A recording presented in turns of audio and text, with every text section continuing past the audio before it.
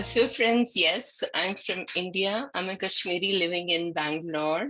I used to be an IT professional, worked with Intel and IBM and companies like such in Israel, US, and many other places in cloud technology. Now I'm searching for spirituality in clouds, literally getting my answers day by day and on my spiritual journey and soul upliftment. And I'm really happy that Meenakshi ji gave me this opportunity to really take you all through this wonderful book through this medium.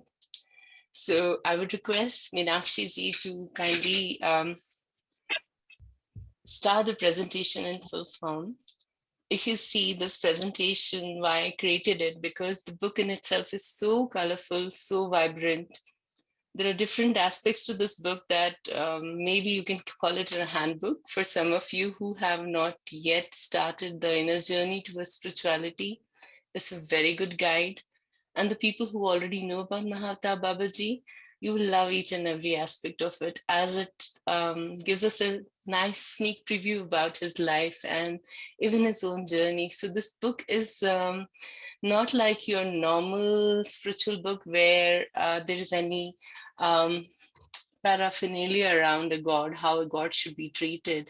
It's really a different book where you have to really connect to your own self, understand the energies that are working within us and outside of us, the universe at large. And the beautiful thing about this book is that there are multiple layers to it. I wanted to put it in a presentation form because of a couple of reasons. One of because is the flow with which the author has gone through that. I wanted to stick to that. And secondly, the illustration, the magical, soulful illustration done by Mr. Jaspreet are so beautiful. If you get a chance to later on go through the book or through this presentation, you'll see that they're very new age. The energies that they represent is for the youth, is for all of us to really define it in such a nice, different manner. Okay. So let's go to the presentation. Yeah, let's talk about the author. This book has been written by Master Pallavi, who herself is an ardent meditator. She's been with PSSM for many, many years, more than 14, 15 years. But as a child itself, she was she was a psychic. She was able to talk to the departed souls, and she had many astral experiences. But it was only after during her teenage years, because she comes from a very normal Indian middle class family where you have to abide by the God's rules. There are so many rituals attached to things. Um, and 1 minute, I'm not able to see. Okay, it's right. So there are so many rituals, and you're supposed to do a certain fasts and festivals in certain manners. This is where the author kind of got into a conflicting zone. She wasn't able to understand, her questions were not answered. That's when she started seeking questions and seeking answers from different places. It's when through this book you'll realize her journey as well as the journey of Sri Mahavatar Babaji, and also the journey of this multi-dimensional divine soul, which is Babaji again. So there are layers and layers in this book. So you'll really enjoy that. Okay. I have talked in this presentation. 1 minute.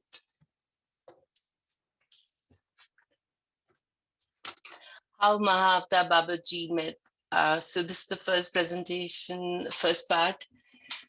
Before Pallavi ji got introduced to meditation, she didn't have a clue about Mahavatar Babaji. It was through Patri ji's team that once there's something that she calls the divine wheel, divine time wheel, okay? According to her, it was all orchestrated in that way that she happened to go towards Babaji's caves. And Patriji was leading that particular trip. And during that trip, everyone started talking about Mahavatar Babaji in 2009. And that's when it got ignited in her. She wanted to know more about Babaji. She wanted to know who is this Babaji? Who's this enigma? And on that particular trip itself, she, while she was with a group of people, she was kind of maybe little ahead or a little behind, but she was alone.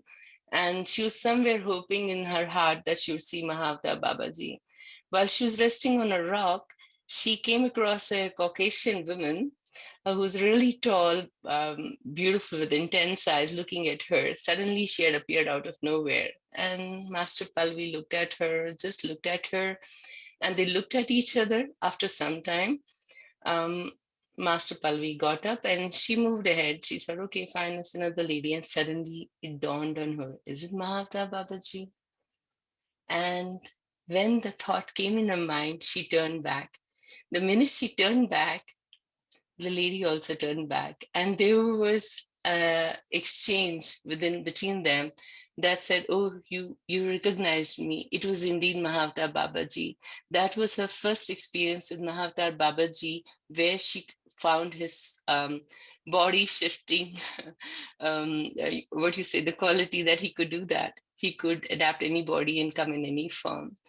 That session, that trip was very good for her. She was in the cave, she meditated, and that started a long journey. And she would always go to the caves with different masters and different people, know more about Mahavatar Babaji.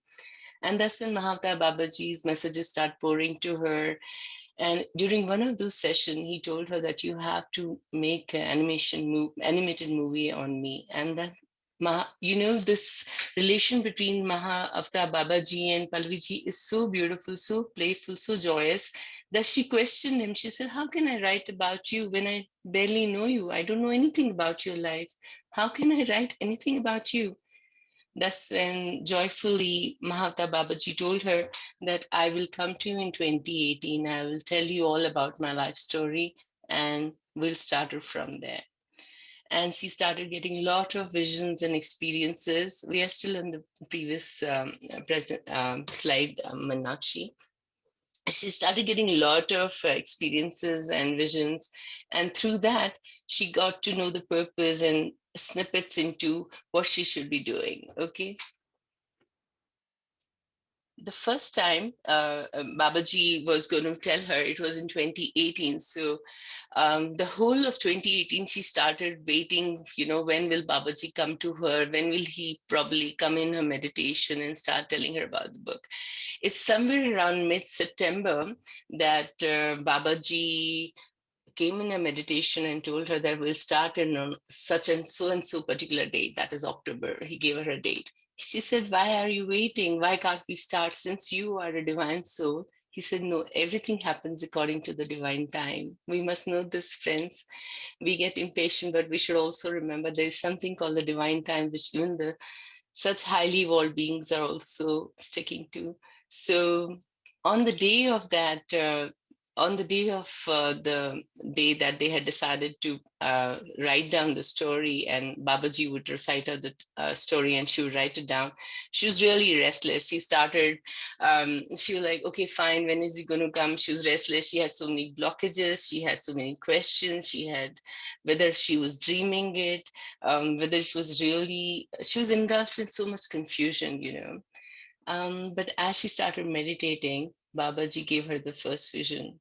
He showed her a hailstones in his hand, and slowly these hailstones, he just let them go, and it started raining. There were only 24 hailstones, and slowly these 24 hailstones went through a pipe. And end of the pipe, only 3 came out. Now she keeps thinking, what does it mean? And it dawned on her that he's trying to tell her something. It meant his birth age was 24th of March, okay, 2003 AD. That's when he was born. When she got this vision, she was able to decipher it, okay? She also went to her friend's place that evening, same evening.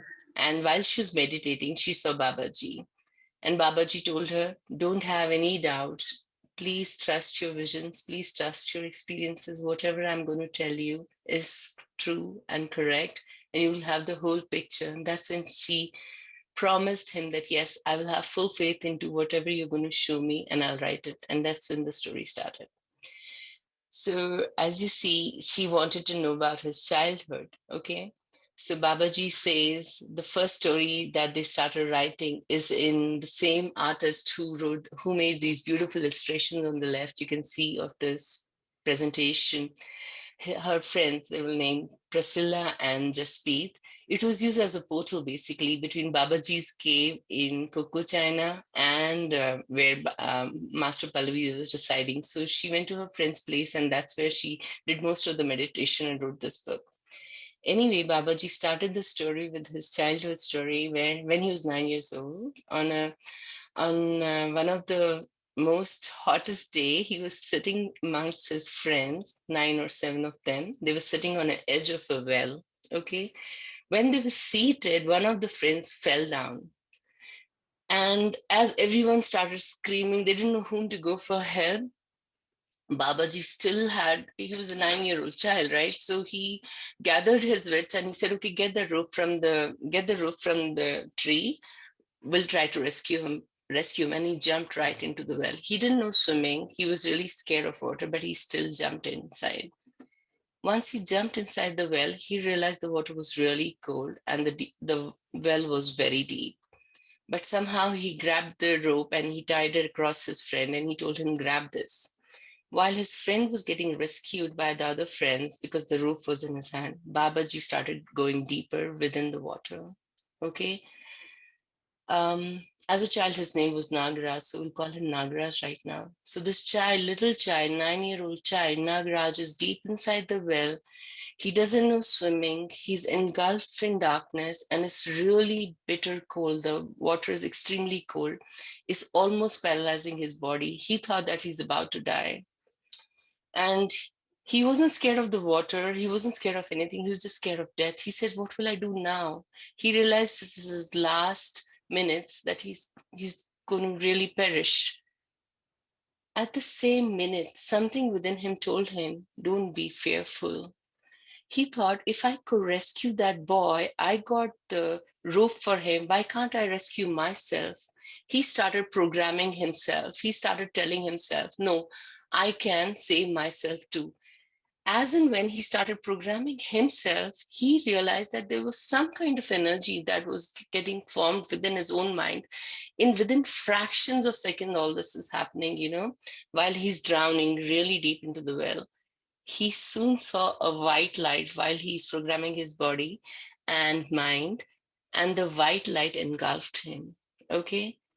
The white light engulfed him completely, and he started breathing inside the white light. And it was a near death experience for him. And through that, he got the senses, and he realized that he's still alive. His friends had by then thrown the rope again, and he grabbed the rope and he climbed up. Okay. And everyone was surprised to see him alive. So in that chapter, once you get the book, you'll see it is in much more detail. You'll see that we always have so many fears, but if we have to overcome our own fear. Our body is well equipped, and our mind, if we use them well, we can come out of any situation, anytime. Okay. Um, After that, Babaji also, this little kid, Nagra, started getting dreams, lots of dreams that he's getting kidnapped, he's being taken away from his land, from the people that he has known. But he would tell his mother, I'm getting these kind of dreams. Mother would say, oh, it's just silly dreams. You will get over them. You love us too much. Don't worry about this. But one day, Baba Nagraj realized that while he was playing with his friends near a Shiva temple, there were some strangers outside who were making gestures at him. They were looking really strange. And before he could really analyze it and get the gist of what was happening, they abducted him.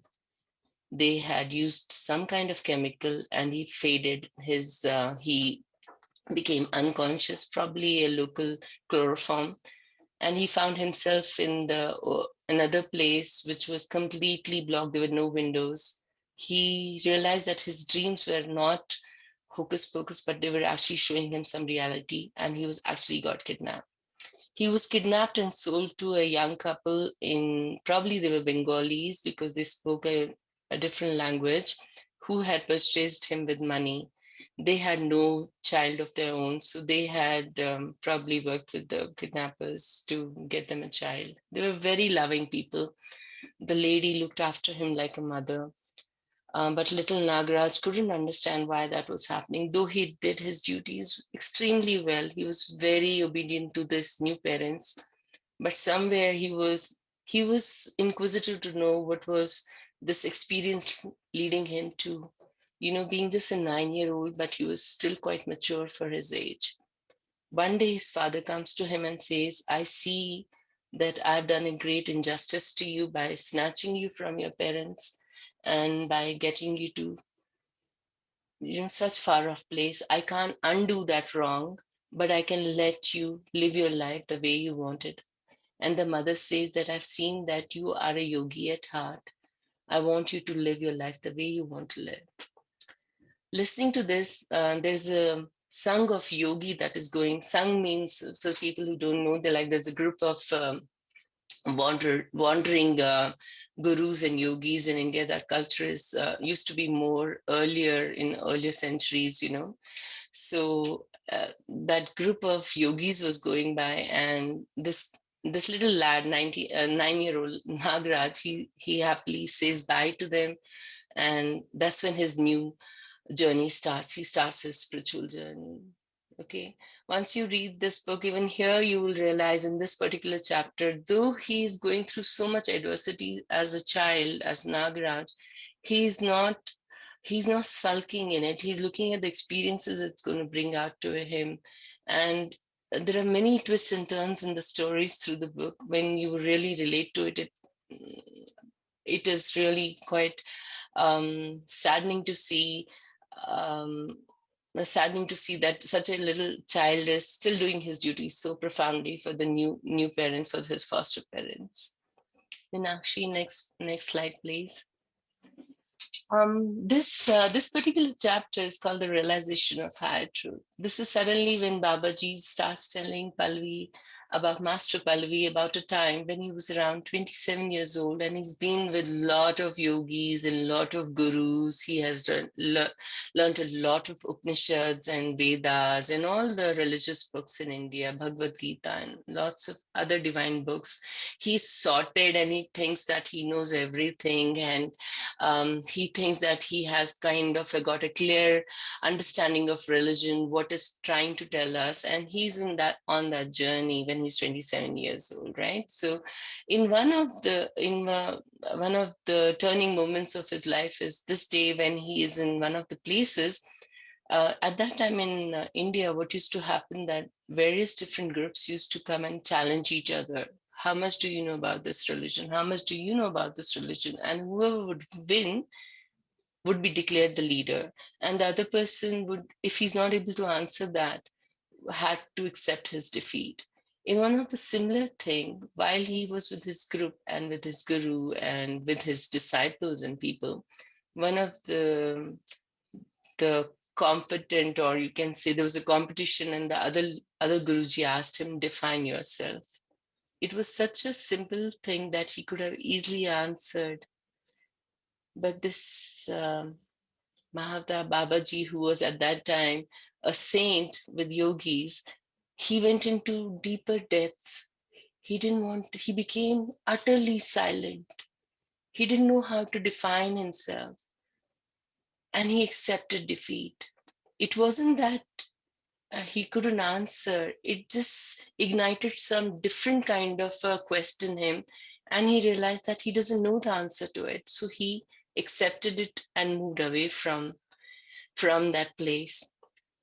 And when he turned back, he saw, instead of the guru who had asked him to define himself, it was Shiva, Lord Shiva himself, asking him, define yourself. He took it as a clue, saying that, oh, so I have to still learn so much more about me, not just about the literature, not just about the philosophy, not just about the knowledge that's in these religious books. That's when he started his journey towards the Himalayas. Some of his disciples joined him.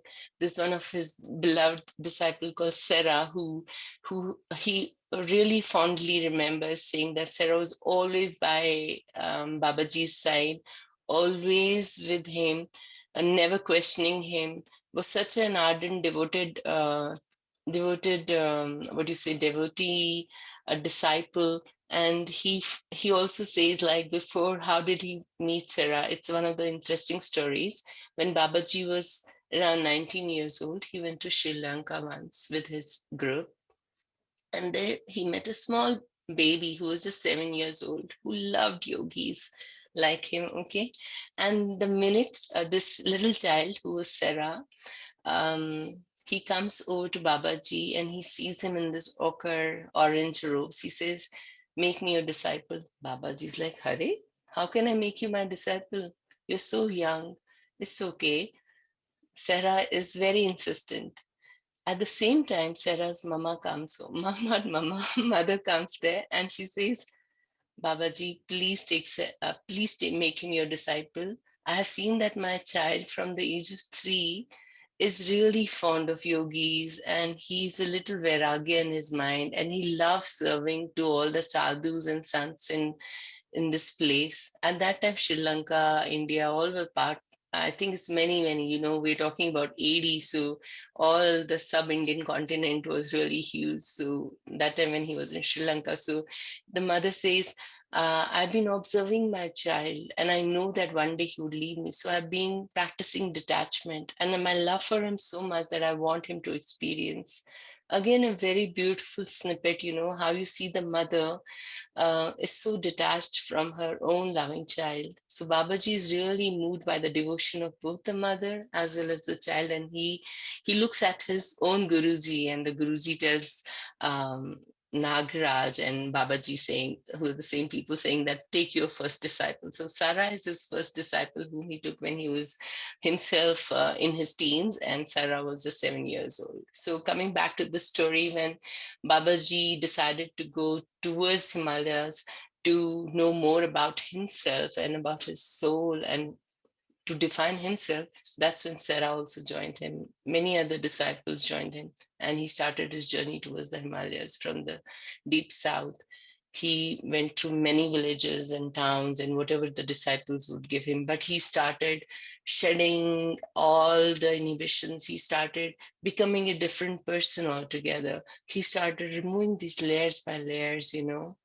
Um, he started shedding these identities which he had associated with himself as a yogi also, because he wanted to strip himself bare, before he could evolve into his next phase and go towards the higher truth. Meenakshi, the next slide, please.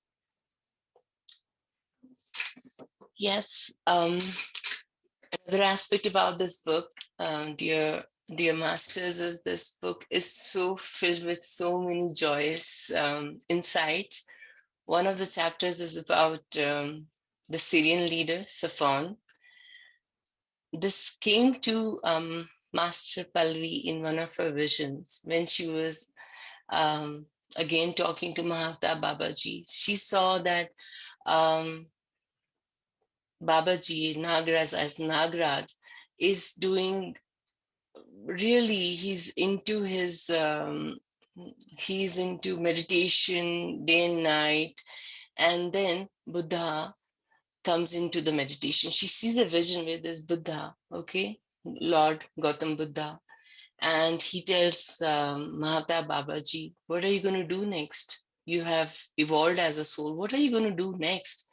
Mahavatar Babaji says, "Whatever you tell me." He says, "You have to help people who are in dark, who are also seeking the light. You have to help all of them." So Mahavatar Babaji sees, this is all being witnessed by Master Pallavi. She sees that there's a portal opened by Gautam Buddha, and Mahavatar Babaji steps into the portal. Portal is nothing, people. Portal is between interdimensional beings. Use portal as a place to travel between one place to another place. We'll take questions and answers towards the end. So I'm sorry if there are some terms that you don't understand right now. Please make a note of it and I'll tell you about it. So there's this portal, there's a circular portal, and it opens into a different dimension. And there Babaji standing, and he touches another person's shoulder, and that person turns, he's also Mahavatar Babaji. Master Pallavi, when she looks at this vision, she's really confused what's happening here. And then one of there are two Mahavatar Babajis in her vision now, but one of them, guess, is changing into his original form. He is a being who is at least 10 feet taller. He's got a slightly bluish hair, like a hue to his skin. He's wearing an ornamented crown. His torso is bare, but he's wearing some kind of a robe on his lower body. And there are pyramids stuck on his necklace, and there are colorful crystals around his crown. And he looks at Master Pallavi and says, I'm Saffron. I'm a Syrian leader, and we Syrians are really fond of Mother Earth. We are emotionally connected to planet Earth. We hear the hues and cries of people from Earth, and we are always here to serve you people, to understand your higher self, and to know what you really are. And while Saffron is explaining it, he also says that we are the people from Syrian star who made all the pyramids on Earth. All the Egyptian pyramids were not built, were put on Earth, okay? We put a grid system inside each pyramid, okay? And these pyramids are connected through an energy grid, which is 2 centimeters within the pyramid circumference, right? And we are highly mathematical scientists. We are highly evolved. They are 1,700 light years away from Earth.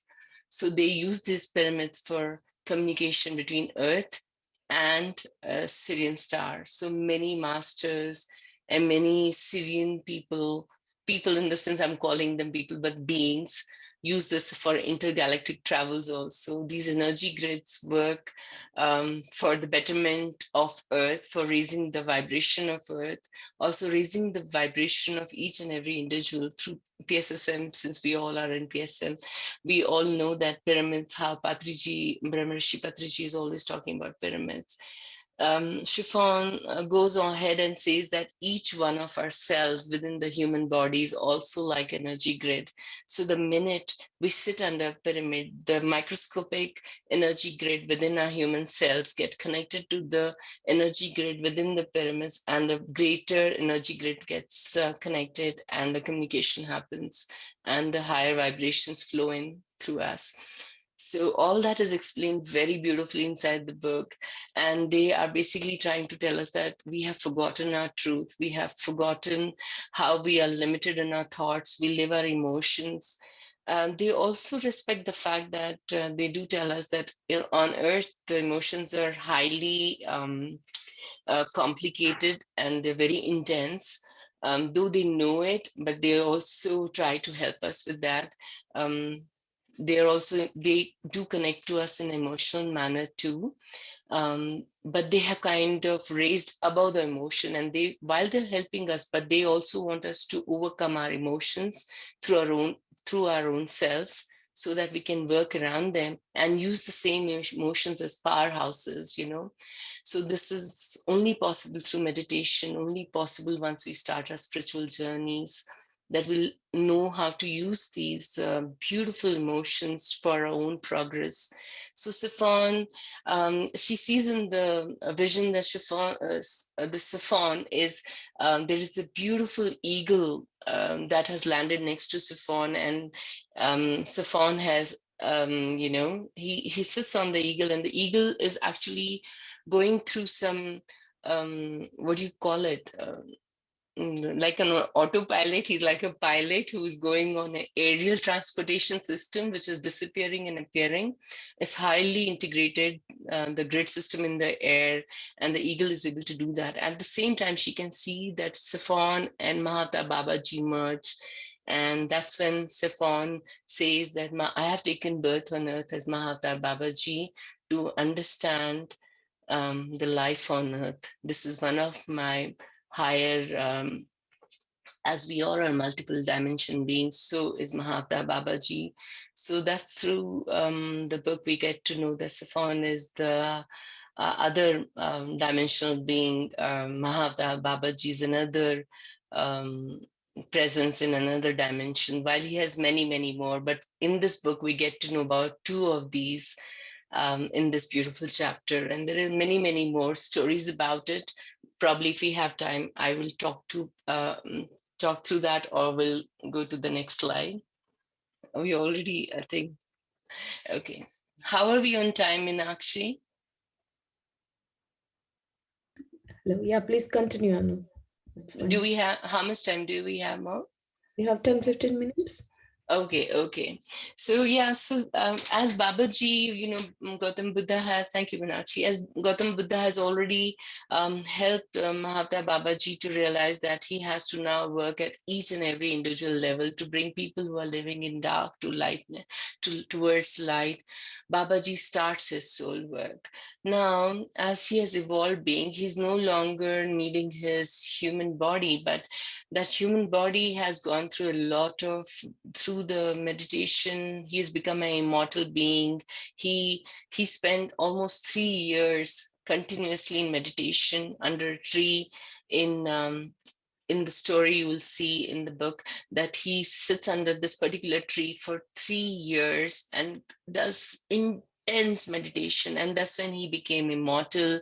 And his body doesn't even require food. In the beginning it was a little tough, but later on he's does so much of soul work that he's basically just using the human body for the earth experiences. Otherwise he's doing a lot of soul work. So if there is any calling, sincere calling from any disciple around the world, Babaji attends to him personally. This is something so beautiful. Can you imagine Babaji going to um, each and every individual who's seeking to change his vibration, who's really looking to understand himself? There are two examples given here. One is of Chinmaya. Chinmaya is a person in Coimbatore. So Babaji, when he started his soul work, he decided to do it from his birthplace, which was Chidambaram in south of India. He goes to that place, and there is one business person who's really, on the outer level, it looks like that he's really paranoid about his business, maybe sinking. There are so many losses. But at a deeper level, Babaji actually heard his inner calling. His soul was restless. He wanted to know what's beyond. Who is he? Why is he? All the questions. Who am I? What am I doing here? And in the book is so beautifully described how Babaji goes to Chinmaya, how he initiates him. And in the later stories that it gets evolved, he also helps Chinmaya to give him some work around Kriya Yoga, how he should, once he's enlightened, how he should help others. So there are multiple different stories on that. In this beautiful illustration that you see on the left-hand side, this is one of the stories where Babaji is resting near a tree, and all the animals, because he's in his astral form, all the animals come to him lovingly, all the forest animals, everything, everyone is there. And a shepherd who lost his sheep is also there. He comes and looking for his sheep. He can't see Sri Mahavatar Babaji, but he can see his sheep there. So he sees this big tree and he lies down. As he rests and he's sleeping, his astral body comes out of his body, and he sees, Arey, my body's resting on some yogi. And then he becomes really calm. He realizes that he's in the lap of his father, who's Mahavatar Babaji. And this is basically the soul work, that how he beautifully touched so many people and told them to take care of animals, take care of Mother Earth, take care of all these little speechless beings who are on earth, and how we should show love and gratitude to each and every one, and how we'll be rewarded in the same way. Maybe the story is many, many, many centuries ago, but it still relates to all of us, right? Isn't it, friends? Let's go to the next page. I think there's one before that. Yeah, the cave adventures. This is again, I know there are only 10-15 minutes. So this is Master Pallavi's, as she in the book, she describes so many visions and so many questions, answers, which you'll really love, because some of them are so basic, some of them are so complicated and so simplified. Mahavatar Babaji is a very strict teacher, but at the same time very playful, like a friend, like a father. So throughout her journey, he's increasing her faith. He's telling Pallavi to believe in herself, believe in these visions, and her visions keep becoming stronger, and she gets better understanding of all of that. In one of her visions, when she is in Baba's cave itself, there were many people on that day. So she sat outside. She thought of sitting outside, and she closed her eyes and she saw one spaceship landing. And out of that, some beautiful 15 people came out, beings. Okay, they were really tall, very highly ornamented. The illustration shows that, if you zoom on it, it's like really she's surrounded by the energies of these people, and they're they're magnificent beings, okay? And their leader brings out a box of treasure, and he gives it to her, saying that this is a treasure. It has 10 gifts. Please give it to 10 people who deserve it. And she starts questioning it. So in the book, again, it's so beautiful. She is not like, oh, I am Mahavatar Babaji, I don't need to worry about. She still questions. She still has doubts. And how beautifully it will get answered is really nice. So when she receives that box, they say, don't worry, once you will see those people, you will really know whom to give it to. And personally, I have experienced one of her giving the two gifts to two people in one of our meditation sessions. There was a channeling session, Master Pallavi, and she recognized one master from Dubai and one master from Gujarat, one old gentleman, who received these gifts. This book was written much earlier, but they received it last year. It is a beautiful ceremony that happened astrally, but just because I was somewhere witness to it, so I'm sharing it here.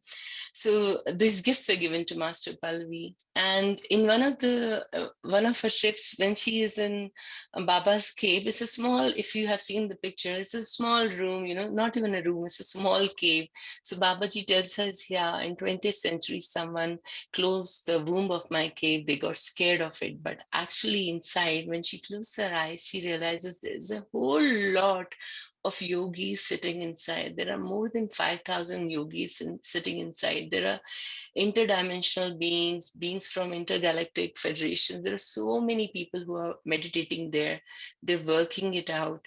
In one of her visions, when she was traveling with some masters, I think that master is also in our UK team. She does some of, I won't reveal her name now, but she's in the beam meditation.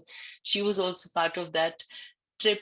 When they saw a huge wheel in their vision, Master Pallavi sees that, and the wheel is moved by Brahmrishi Patriji, Mahavatar Babaji, and all these beings. And she realizes that a new galaxy is being formed and is being released.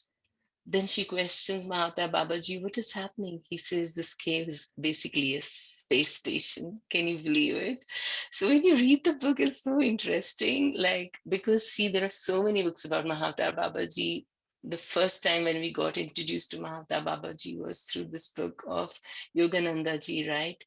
Autobiography of a yogi. Very little was written about Mahavatar Babaji, and there are many other books. But this book is such a feast to people who want to know more about Mahavatar Babaji, that it gives us what a universal grand soul is doing, right? Is so how is how he's uplifting our earth energies, and how he's helping each one of us, and how they're coming together on earth in a physical form to help all of us. And I think as meditators, as we all are here, and today you are witnessing this book, probably we should really go deeper inside ourselves and meditate and connect with Babaji and his energies and know more and more about him.